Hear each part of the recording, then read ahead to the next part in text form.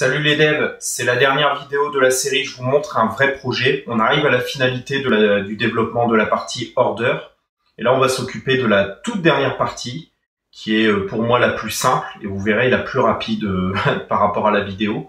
C'est qu'on va faire en sorte d'utiliser tout ce qu'on a fait au niveau de notre archi hexagonal pour le faire, pour pouvoir l'utiliser en fait au niveau de notre API, donc pouvoir exposer notre code métier, notre traitement au travers de notre API. Donc là en fait on va vraiment toucher à la partie Nest, donc ça va être vraiment très rapide. Donc je vous propose de regarder ça et surtout attendez la fin de la vidéo car je vous ai préparé une petite surprise à la fin. À tout de suite. Donc là, on va s'occuper de la dernière partie, qui pour moi est la plus compliquée, et la finalité. C'est tout simplement de relier tout ce qu'on a fait au niveau de l'archi hexagonal dans l'infrastructure, donc pouvoir exposer ce qu'on a fait au niveau de l'API. Donc moi, comme j'utilise Nest, c'est assez simple. Il me manque en fait deux fichiers. Un fichier de module pour rassembler un peu tout ce que j'ai fait pour que ça fonctionne ensemble au sein de Nest, et le fichier de contrôleur qui lui va me permettre en fait de décrire mes routes et de pouvoir les rendre accessibles. Donc la première chose qu'on va faire, c'est créer d'abord le contrôleur. Donc je vais en cloner un, je vais récupérer un contrôleur existant, donc celui par exemple des customers par exemple, pour avoir la trame, et on va le retravailler.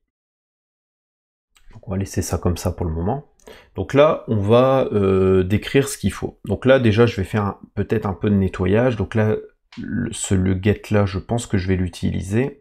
Celui-là, non, parce que je ne l'aurai pas. Le patch, non plus. On va juste laisser quand même le patch. Je vais le renommer juste en post. Mais voilà. Donc, ce qu'on va faire, donc là, j'ai ma trame. Les décorateurs que j'ai ici, c'est pour donner des consignes, on va dire, au niveau de ma route d'API, que ça soit au niveau de son comportement, sa documentation. Donc là, par exemple, j'ai dit que ma route, elle était protégée par le API Bearer Auth. Ça veut dire que, en gros, on est obligé, je mentionne à ma documentation de mon API que j'ai utilisé, qui est Swagger par exemple, que cette route elle est protégée par du bearer. Et en fait un peu plus bas sur les routes, sur les vraies routes, parce que là c'est pour la description de la classe, sur les vraies routes on met le décorateur du useguard et les abilities pour les droits. Donc là en fait on va juste le nommer order pour que ça me crée une ligne order sur le Swagger, et je vais dire ici que pour le Nest que c'est mon contrôleur order. Tout simplement. Donc là, je vais le renommer, je vais l'appeler order controller. Et ici, on utilisera en fait le service order services. Donc là, je renomme. Comme ça. Et j'importe ce qu'il faut. Donc là, on va faire le get orders, donc de récupérer toutes les commandes. Alors après, le nom que vous mettez au niveau des méthodes, là, dans Nest pour le contrôleur, ça n'a aucune importance. C'est vraiment le nom de la route que vous devrez mettre. Donc là, par exemple, voilà, le pass, en fait, moi, j'ai rien mis. Et en fait, automatiquement, il va prendre ce que j'ai mis au niveau du contrôleur, c'est-à-dire order. C'est le préfixe. Et après, derrière, je peux mettre un peu tout ce que je veux en termes de route. Donc on créera un droit qui s'appellera order reads, voilà. Et là, ensuite, on va appeler notre service order, et on va appeler le get order.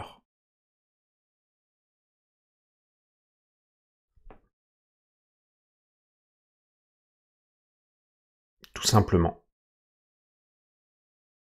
Donc le get order,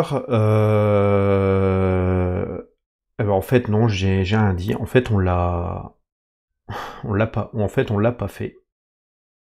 C'est le get order by ID. Donc en fait, c'est juste pour récupérer une commande. Donc c'est pas grave.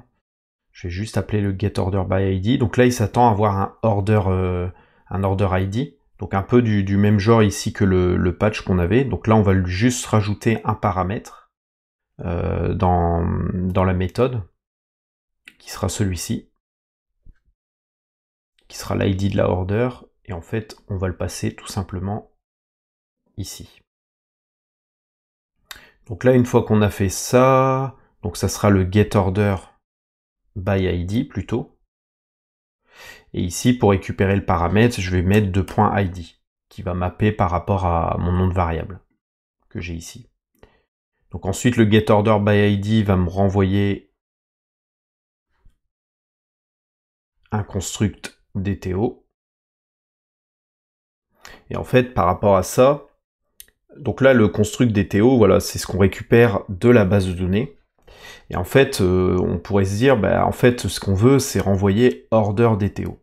Sauf que là, on n'a pas, en fait, on n'a pas vraiment de méthode pour ça, comme on peut le voir. Donc on va tout simplement en créer une.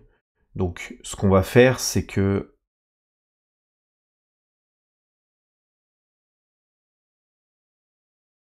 donc on va créer par exemple une nouvelle méthode qu'on va appeler getOneOrder, par exemple. On peut lui donner le nom qu'on veut, il n'y a pas de problème. Moi derrière, je veux que ça me renvoie, donc ça sera comme c'est un async, ça va me renvoyer une promise d'une order DTO, puisque c'est ce que je veux.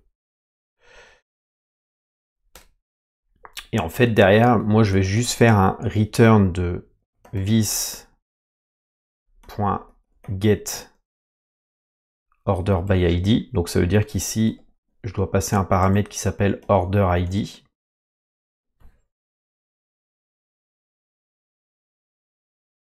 Voilà, donc là, j'ai un construct orderDTO. Derrière moi, donc là, je dois le mettre en await.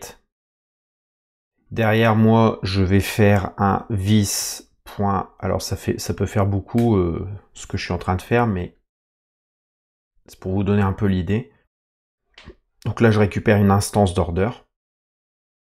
Donc je vais plutôt le mettre là, je vais mettre instance order.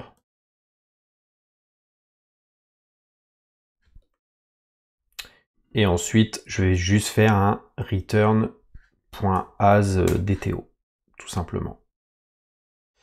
Et là, en fait, je vais l'utiliser ici. Et en fait, je vais tout simplement faire un return de ça. Comme ça, j'ai qu'une ligne.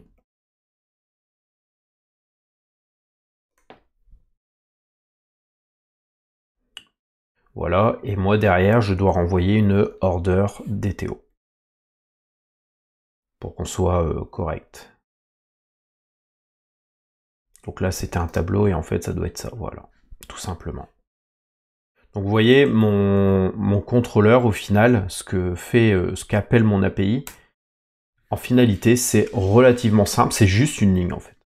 Le try-catch est très important, parce que le try-catch, en fait, si jamais j'ai une erreur qui est issue de cela, donc par exemple mes erreurs qui sont retournées par mon domaine, donc notamment ici, par exemple, si j'avais des erreurs, comme on pourrait le voir, alors je sais pas si j'en ai géré là, mais directement dans mon domaine, par exemple ces erreurs-là, en fait, automatiquement mon API va les récupérer, va break le traitement, et va renvoyer une erreur et le statut. Donc là, il va renvoyer une erreur de 406 via mon domaine, en fait, tout simplement.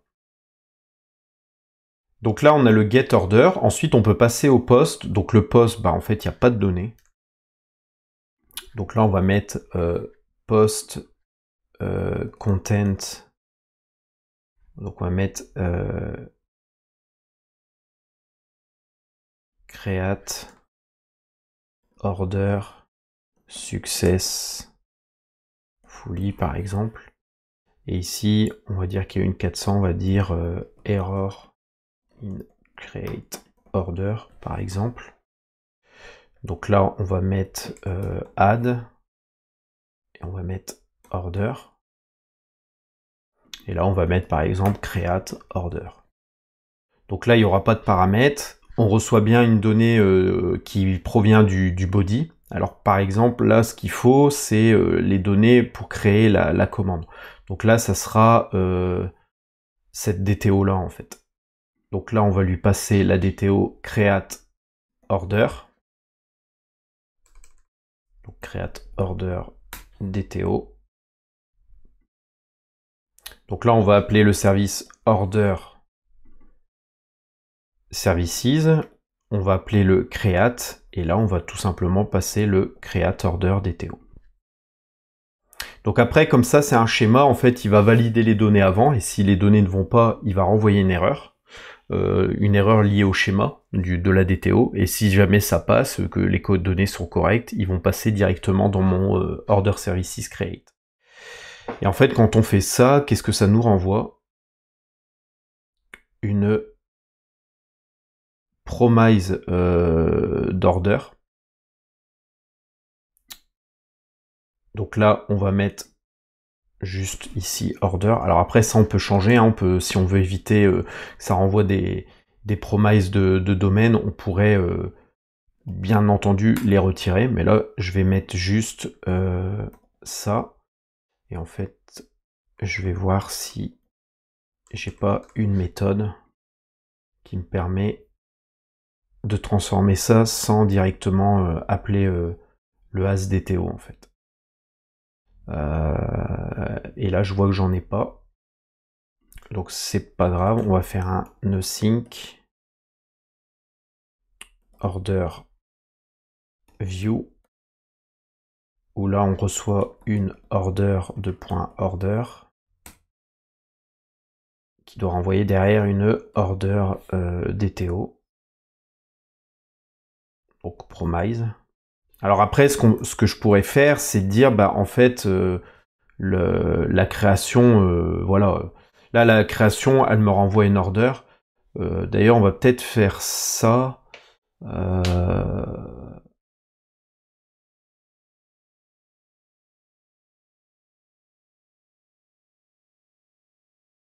Non, on va laisser comme ça, parce que en général, quand on fait de la création, en fait, l'API va juste renvoyer, dire votre donnée, elle a été créée. Mais comme là, j'ai pas de get order et que je vais vous montrer quelque chose dans Po, je vais quand même volontairement laisser sur le principe qu'il va me renvoyer l'information de la order quand même.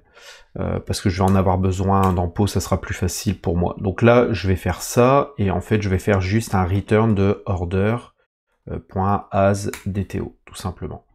Et alors là, ce qu'on peut faire, c'est que, ben en fait, vous voyez, on utilise beaucoup de points DTO un peu partout. Et en fait, pour généraliser ça, si jamais demain on devait changer la méthode, ben en fait, on pourrait faire ça en fait.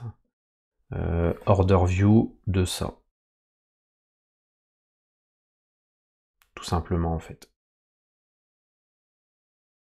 Donc on pourrait refacto. Alors pourquoi il me met une erreur? Parce que je lui donne une order et derrière, oui. Donc là j'ai juste fait une bêtise. Il n'y a pas besoin de promise vu que c'est le domaine. Voilà. Donc on peut s'amuser en fait à faire un truc comme ça et vous voyez, je peux très rapidement refacto en fait. Hop. Voilà. Donc order view, je suis obligé de le laisser. Et voilà, comme ça je l'ai plus qu'une fois. Et ensuite dans le contrôleur, ce qu'on va faire, c'est qu'on va utiliser donc order view et on va retourner ça. Et derrière, nous on s'attend à avoir une order DTO ici. Voilà, je vais retirer les imports qui ne sont pas utilisés. J'enregistre. Donc là, j'ai rien touché, vous voyez, même si mes tests se relancent, j'ai rien touché au niveau de mon... pas grand chose au niveau de mon archi hexagonal. À première vue, tout continue de fonctionner, donc il n'y a pas de souci apparent. Et là, en fait, on va lancer donc notre nest, sauf que forcément, il va pas me les rajouter, ce qui est logique. Voilà, donc là, il me dit qu'il n'y a pas d'erreur. Ah oui, parce qu'à mon avis, j'ai un autre projet de lancer, voilà.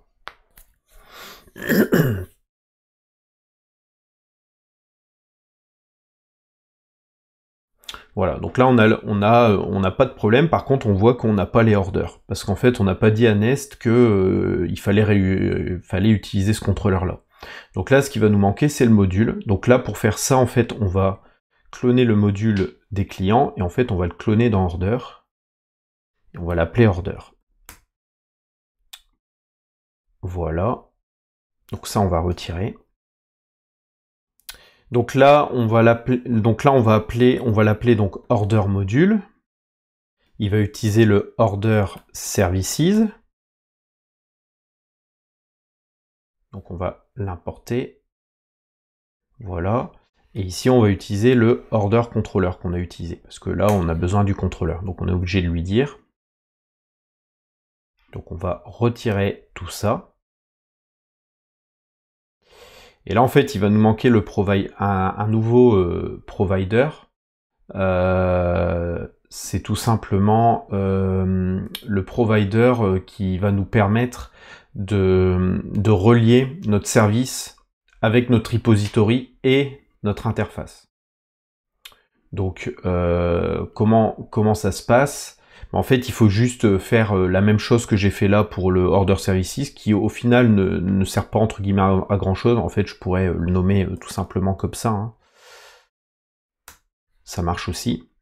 Et en fait, il faut utiliser cette syntaxe-là donc pour le High Order Repository. Et on appelle le Mongo Order Repository. Alors le problème, c'est que si je fais ça, je vais avoir une erreur. Normalement. Enfin là, non, il me dit qu'il n'y a pas d'erreur. Et en fait, il n'y a pas d'erreur parce que le module, pour le moment, il n'est pas importé. Il vérifie juste la syntaxe, mais on va l'importer. Donc là, pour l'importer, il faut aller dans le API module et on va rajouter le order module. Voilà. Donc là, on va avoir ce genre d'erreur que quand on commence avec Nest et qu'on comprend pas trop, en fait, on cherche des heures et on comprend rien. En fait, c'est relativement simple.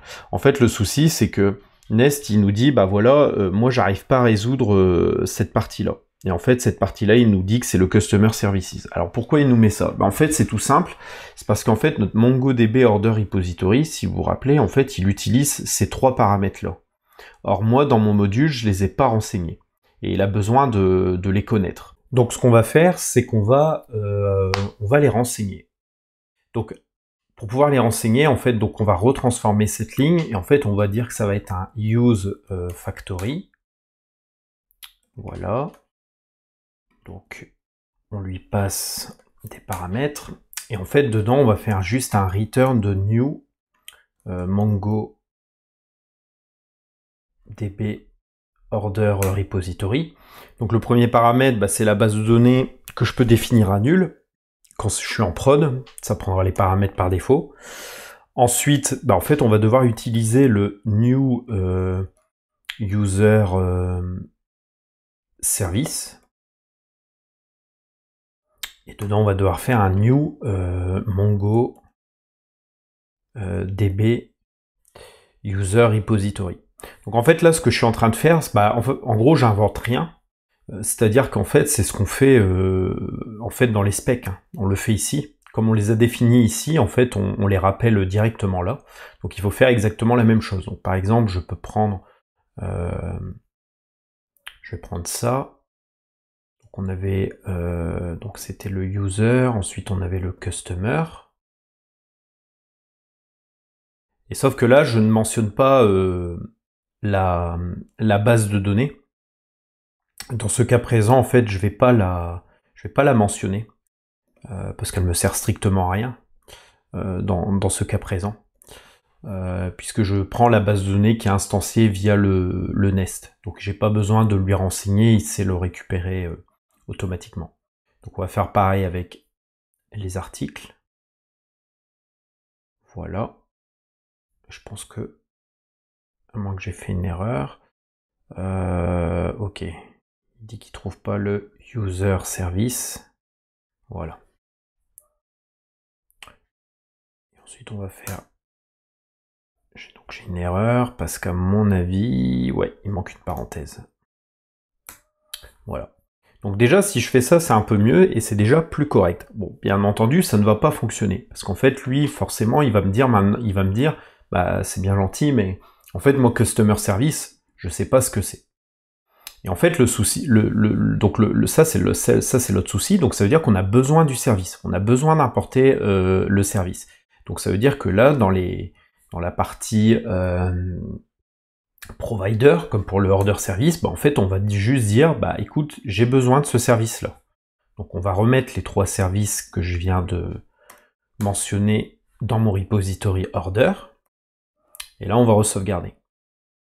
Voilà. Et là, maintenant, donc l'erreur évolue, et on arrive étape par étape, et là, on arrive à la dernière étape. C'est-à-dire que, si vous vous souvenez, par exemple, si je reprends le module...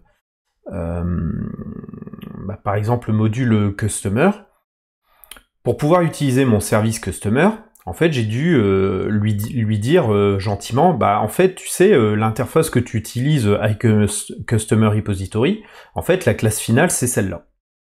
C'est mon MongoDB. C'est mon repository final.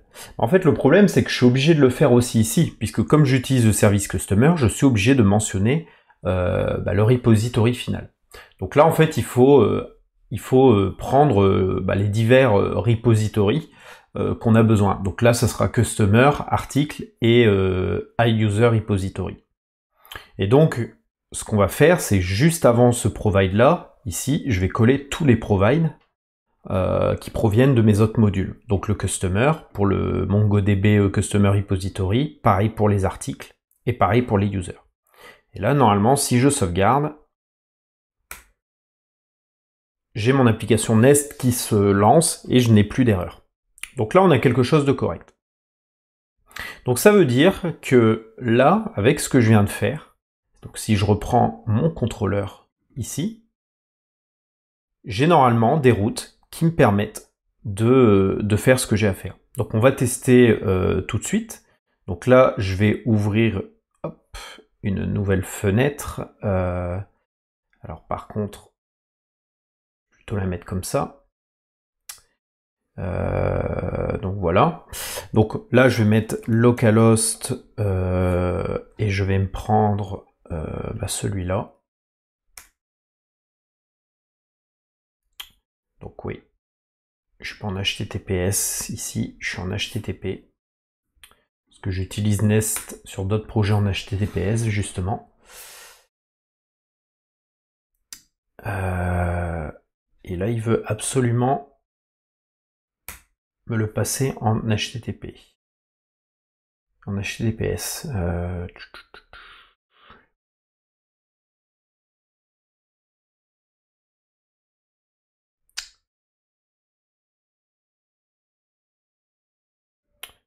Ouais, sauf que j'ai pas envie. Je pense que c'est Google Chrome qui me... peut-être qui me joue des tours.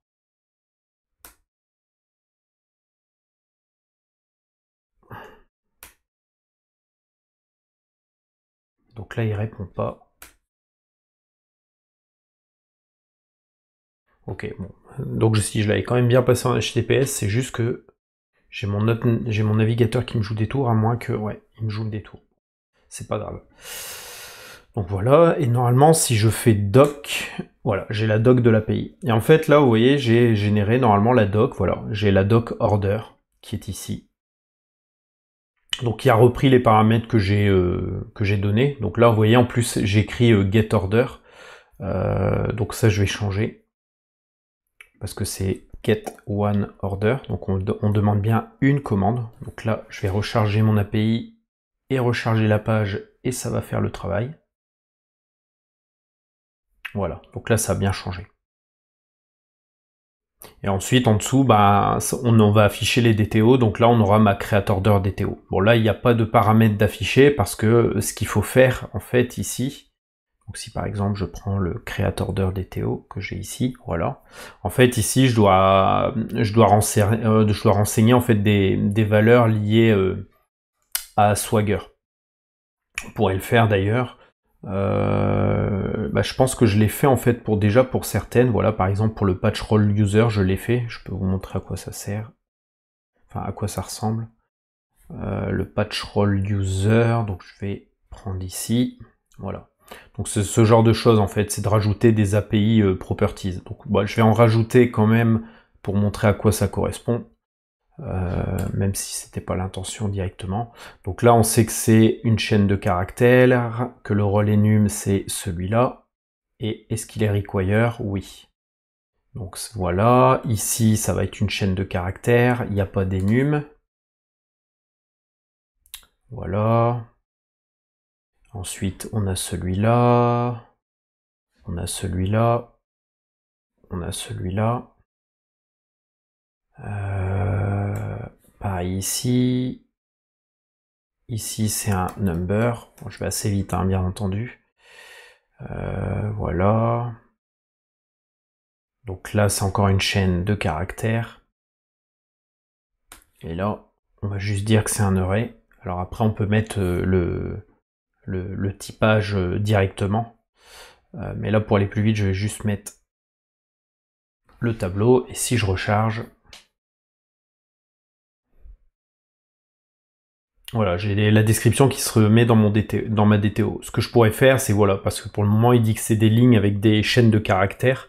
Mais en fait, je pourrais alimenter ça en renseignant en fait l'objet, le tableau d'objets, en mettant et en décrivant tout ce qu'il y a dedans. En fait, comme tout ça est entremêlé, si jamais ça je le renseigne ici, en fait ça va reprendre les paramètres qu'il y a dedans et tout en fait va s'encapsuler pour faire quelque chose de clean. Donc là c'est pas trop le sujet. Donc là en fait on a ça. Maintenant on pourrait se dire bah ok ça pourrait être intéressant de tester tout simplement. Et en fait moi pour tester mon API et interagir avec, moi j'utilise, je vous l'avais déjà montré, j'utilise Po. Donc je crois que l'outil est disponible que sur Mac, il me semble, de ce que j'avais dit. Mais en fait, en gros, j'utilise cet outil-là. Je trouve qu'il est assez poussé. Je trouve qu'il est mieux que Postman, mais vous pouvez aussi utiliser Postman, ça va très bien. Et en fait, je vais utiliser ça pour faire mes routes d'API. Donc là, en fait, ce que je vais faire, c'est que je vais être dans Po, je vais rajouter un nouveau groupe que je vais appeler order. Donc là, je vais le mettre juste ici pour que ça soit plus pratique, voilà. Et là, on va créer des routes. Donc par exemple, on va prendre celle-là, je vais dupliquer les users. Donc là, ça sera un create orders. Et là, je vais mettre orders. Donc ça sera bien du post. Il va récupérer l'access token, donc jusque-là, pas de problème. Donc voilà, et ensuite on doit lui mettre un body. Donc là, vous voyez, le body, il est comme ça. Donc là, je vais le mettre en mode texte, voilà. Et en fait, il est comme ça. Donc nous, ce qu'on va faire, comme on a des tests, en plus, on n'est pas obligé de s'embêter de trop. En fait, on va aller chercher mon fichier de spec que j'ai ici. Et en fait, on va reprendre un exemple que j'ai mis. Donc là, par exemple, pour le create order, j'ai besoin de tout ça. Donc je vais prendre tous ces paramètres et je vais aller les taper dans Po. Voilà.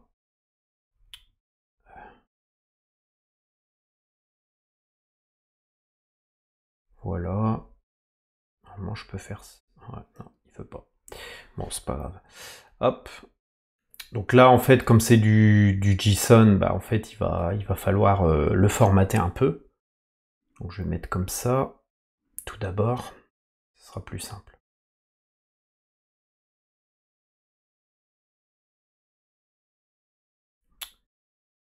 Voilà.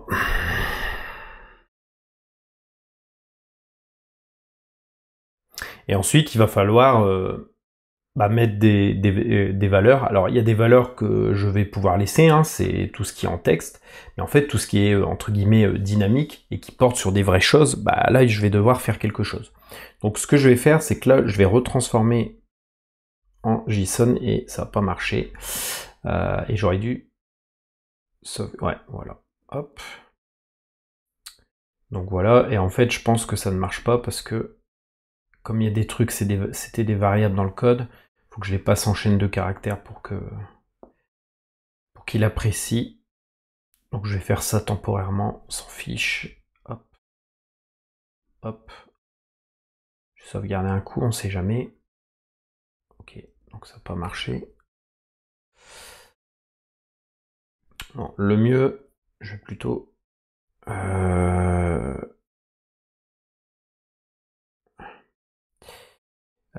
je vais aller sur...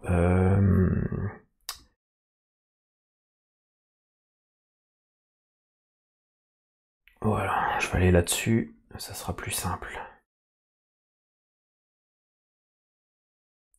Donc là, en première vue, c'est bizarre qu'il ne me l'a pas converti, parce qu'il me dit qu'il est valide.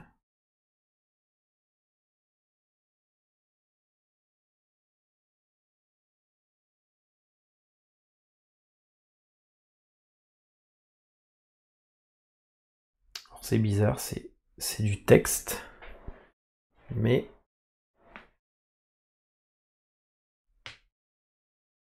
il me le formate mal. Parce que ouais, si je le mets en texte là, c'est bon, ouais, normalement c'est bon. Alors après, peut-être que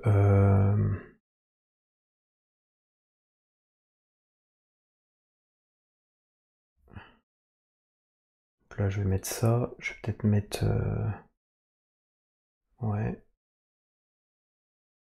Non, normalement il est bon. Après il me l'a. Ouais, il me l'a. Il me l'a refait.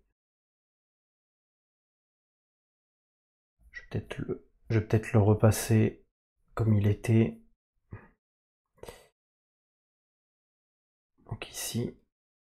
Hop. Ok, ça va beaucoup mieux.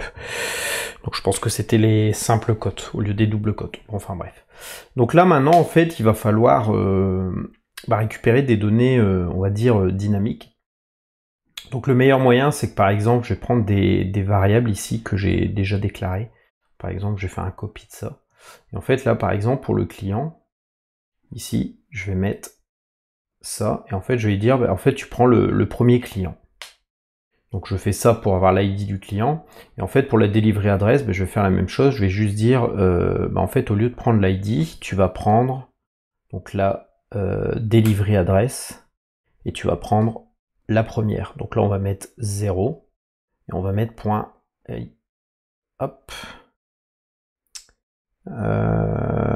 Oui, là en fait, j'ai pas d'ID.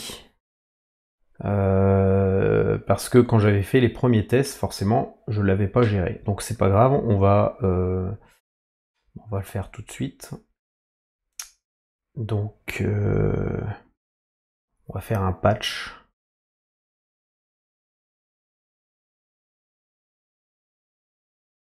Hop. Unauthorize, bah oui, forcément. On va générer un token. Voilà, donc là normalement je devais avoir une adresse avec un ID, ok c'est l'index 2, parfait.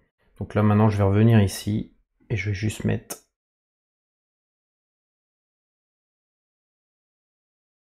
alors faut peut-être que je fasse un get all avant.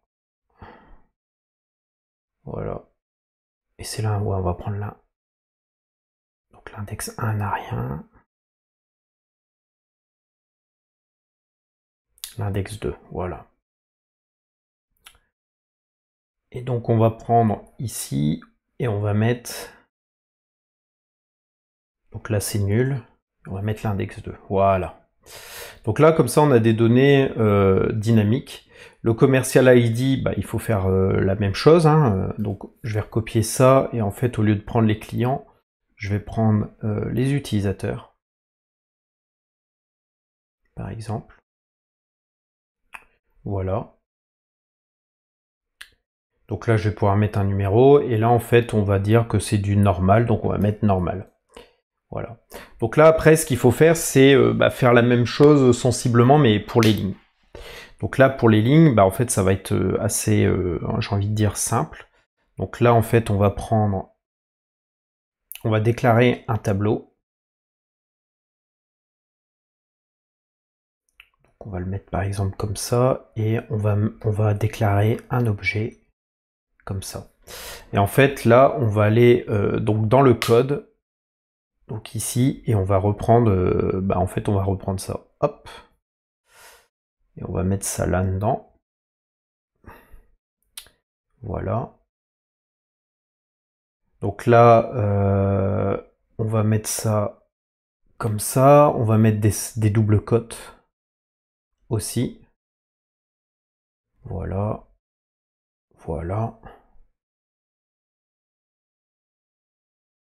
Donc comme ça, en même temps, le pot me permet aussi d'avoir un moyen de tester facilement l'API et de switcher en fait d'une API à une autre, par exemple avec ma staging, ma production, mon local.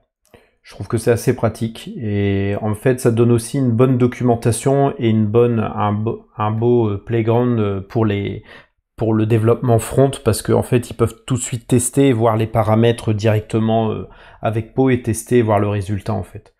Ça leur donne un moyen de le faire assez facilement. Donc voilà, donc je vais juste faire ça, je vais reconvertir en JSON, voilà, donc là il me met un item, c'est parfait. Et donc là maintenant il va falloir récupérer un article. Donc là je vais faire une copie encore de ça, je vais aller ici et là je vais copier. Donc là je vais dire que alors oui, il m'a tout copié. Oui, il m'a tout copié en fait. Donc hop, hop, voilà. Et là en fait on va sélectionner donc les produits. Donc par exemple je vais prendre tous les produits, je vais prendre le premier. Donc voilà, donc ensuite je copie la valeur, je fais la même chose ici, je lui donne, là c'est la référence, voilà, et là on va lui donner la description. Voilà. Voilà, donc là j'ai un jeu de test, hein. Après on peut changer les valeurs, on peut rajouter des lignes, on peut s'amuser un peu tout ce qu'on veut faire, mais au moins ça a l'air fonctionnel. Et ensuite, après, tout ce qui reste à faire, c'est de tester que tout fonctionne en fait. Donc là, on va tenter. Voilà, donc là, il me dit que ma commande, elle a bien été créée. Donc là, on voit que j'ai une commande qui s'appelle TEMP 12345. J'ai même pas besoin de vérifier les données que j'ai à l'écran, puisque je l'ai déjà vérifié au travers de mes tests unitaires et on a vu que c'était OK. Donc logiquement, j'ai pas besoin de me soucier de ça. Et en fait, après, maintenant, on va regarder ce qui se passe dans la base de données. Donc là, je vais aller dans les orders et je vais aller vers la fin. Vous voyez, j'avais pas mal de commandes déjà pour tester. Ouais, j'en avais même beaucoup, en fait. Alors, vous savez quoi, je vais pas m'embêter. Je vais faire remove all document. Voilà. Comme ça, je peux relancer. Voilà, donc c'est vide. Et donc là, je vais relancer ma création. Et d'ailleurs, si je relance derrière, en fait, voilà, il va me mettre une erreur, il va me dire que le nom n'est pas unique. Donc vous voyez, en fait, ce que je vous montrais au travers des tests et au niveau de mon domaine, c'est renvoyé directement par l'API. Et c'est une 406. Et donc normalement, si je vais dans la base de données, je dois retrouver ça. Donc là, je vais relancer, voilà, et j'ai mon objet et tout est dedans. Et en fait, on retrouve bien ce que je vous ai dit, c'est-à-dire que, en fait, ce qu'on a stocké, vous voyez, c'est le client numéro, comme c'était avant, et pas tout l'objet qu'on voit à l'écran, hein, donc ici.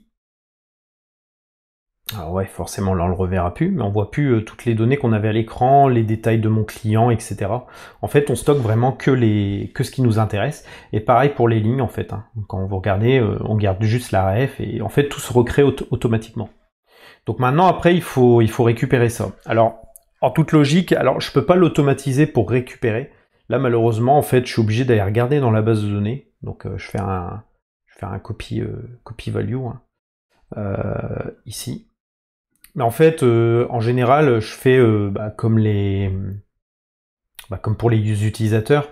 En fait, je fais un get all et en général pour le get one que là je dois tester, en fait, je donne par exemple le premier paramètre, le deuxième paramètre. Comme ça me permet d'automatiser, de pas d'aller rechercher les ID, de les connaître. Bon là, j'ai pas fait le get all order. Dans l'idéal, forcément, je suis censé le faire. C'est juste que, comme je vous ai expliqué, je vais pas aller plus loin vu que le projet, entre guillemets, il a été abandonné. Mais vous avez compris l'idée, en fait, on peut passer ce genre d'URL là. Donc moi, en fait, ce que je vais faire, c'est que je vais prendre par exemple celle-là, je vais la taper ici, et en fait, je vais lui dire que c'est un get one order. Et en fait, là, je vais l'appeler order. Et pour récupérer ma commande, en fait, bah là, je j'ai pas le choix, hein, je suis obligé de faire quelque chose de manuel. Donc là, pas le choix. Et en fait, je vais mettre directement ce truc-là, et je vais faire ça, et voilà, je retrouve ma commande. Et donc là, vous voyez, c'est beaucoup plus rapide, mais il n'y a pas moins de choses à faire au niveau du code. C'est la finalité, on va dire, de la fonctionnalité, de la feature, c'est d'interconnecter ce qu'on a au niveau des tests, pour voir que tout fonctionne et ça soit accessible via l'API. Et alors, ce qui est génial, en fait, c'est que maintenant, en fait, là, donc, je vous ai montré qu'on pouvait le tester au niveau de Pau, mais on peut très bien le faire au niveau de ma doc, de mon API. C'est-à-dire que là, j'ai ma doc. Voilà. Donc là, j'ai l'authorize. Donc j'ai prévu l'authorize en bearer pour mettre le token. J'autorise. Donc comme ça, je suis, pour lui, entre guillemets, je suis logué. Et en fait, ce que je vais faire, c'est que par exemple, je vais prendre ça.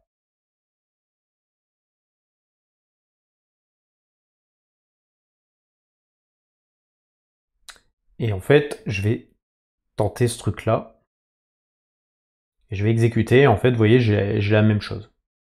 Et vous voyez, c'est très rapide hein, à exécuter. Hein. Ça prend quelques millisecondes. Bon, après, c'est vrai qu'il n'y a pas beaucoup de lignes, il n'y a pas beaucoup de données, mais vous voyez, le fait d'avoir fait le schéma pour une donnée, de faire une requête pour récupérer le client, une pour récupérer le commercial et une pour récupérer les articles ou le nombre d'articles, bah, vous voyez que sensiblement, il n'y a pas énormément de latence. Hein. On le voit, hein, c'est 73 millisecondes, c'est quasiment instantané. Après, il n'y a pas beaucoup de données dans la base de données, vous allez me dire,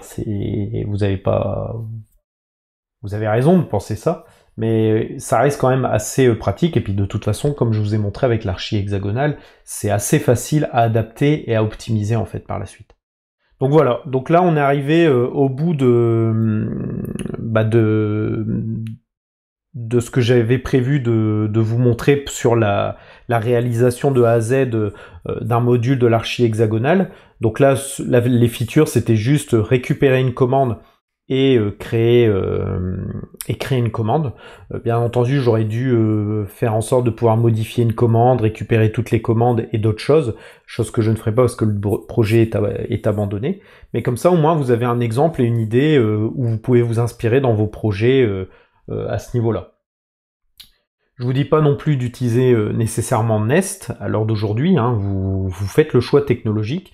Le gros avantage que vous avez pu voir avec l'archi hexagonale, c'est que tout est indépendant de mon infrastructure. C'est-à-dire que la notion de Nest, à proprement parler, je l'ai vraiment abordé et je vous l'ai vraiment montré en termes de code que dans cette vidéo même. Et en fait, si vous avez remarqué, c'est que deux fichiers. C'est le module qui permet en fait de dire à Nest, voici un nouveau module et voici comment il se comporte. Et le fichier de contrôleur qui intègre, on va dire, toute la magie Nest pour faire le travail de desservir mon code métier au travers de l'HTTP, donc de l'API, tout simplement. Voilà, donc il y avait rien de compliqué dans tout ça. Hein. Comme vous voyez, il y avait juste deux fichiers à gérer. Le module, le fameux fichier module propre à Angular, puisque Nest est basé sur Angular, pour dire à notre API, bah voilà, il y a un nouveau module avec toutes ces choses-là qui sont censées pouvoir être faites. Donc et après, juste utiliser notre fichier de contrôleur qui est vraiment très simple. Comme on peut le voir, hein, on appelle juste une méthode de notre service pour pouvoir faire ce qu'on a besoin de faire. Et ensuite, ce que j'aime bien faire, vous l'avez vu dans la dernière partie de la vidéo, c'est que j'aime bien utiliser et documenter mon API sur Pau, de faire un système de playground, donc pour pouvoir l'utiliser plus facilement et pouvoir switcher en fait, par exemple d'une URL de prod, d'une URL locale ou d'une URL de staging. Donc voilà, cela conclut en fait la série de vidéos que je comptais faire sur le sujet. Comme ça, vous avez vraiment un un outil, enfin vous avez vraiment un exemple concret plutôt de code en termes d'archi hexagonal et intégré directement dans Nest.js. Donc c'est plutôt intéressant, je pense, pour vous. Et en fait, je vous ai réservé une dernière surprise. Comme je vous ai dit dans l'une des vidéos, le projet en fait il a été abandonné, c'est-à-dire que en fait à la base on devait vendre la refonte du front. Et moi, sur mon temps personnel et pour vous en faire profiter, je me suis dit ça serait intéressant de redévelopper l'API. Et comme j'aime pas faire les choses pour rien, en fait le client n'a pas voulu redévelopper sa nouvelle app mobile pour le moment, il reste sur l'ancienne. Donc on va rester sur l'ancienne architecture de l'API. Et en fait, je voyais pas la nécessité en fait de continuer ce challenge entre guillemets. De redévelopper son API si on redéveloppait pas son application mobile. Néanmoins, comme je vous l'ai dit, j'ai voulu vous faire profiter du reste de ce que je voulais vous montrer sur cette série de vidéos, à savoir le développement de chaque partie, donc d'avoir chaque séquence de A à Z, de comment développer une partie dans une archi hexagonale. Et en fait, là, la dernière surprise, c'est que comme le projet est abandonné et qu'il n'y a pas des choses sensibles dedans, il n'y a pas vraiment de grosses règles métiers, surtout que j'ai ultra simplifié, on va dire, la partie order pour ce que j'avais à vous montrer. En fait, j'ai décidé en fait de publier de manière publique le code que j'ai fait pour cette série de vidéos. C'est-à-dire que vous avez le lien en fait dans la description de la vidéo. Du repo GitHub, j'ai publié en fait le code que j'ai fait, que je vous ai montré dans cette série de vidéos. Donc vous pouvez le parcourir, le récupérer, le cloner, vous en inspirer, le fork, enfin vous pouvez faire tout ce que vous voulez avec. Il est public, il est libre, vous pouvez le consulter et même l'utiliser et vous en inspirer. Voilà. Si ce genre de contenu vous intéresse, alors avec des vidéos beaucoup moins longues ou pour aborder n'importe quel sujet que vous voudriez apprendre ou que vous voudriez que j'aborde tout simplement avec vous, n'hésitez pas à me le faire savoir par commentaire ou directement par mail au travers de mon blog. N'hésitez vraiment surtout pas. Eh bien, je vous dis à très bientôt pour peut-être de prochaines vidéos. Ciao!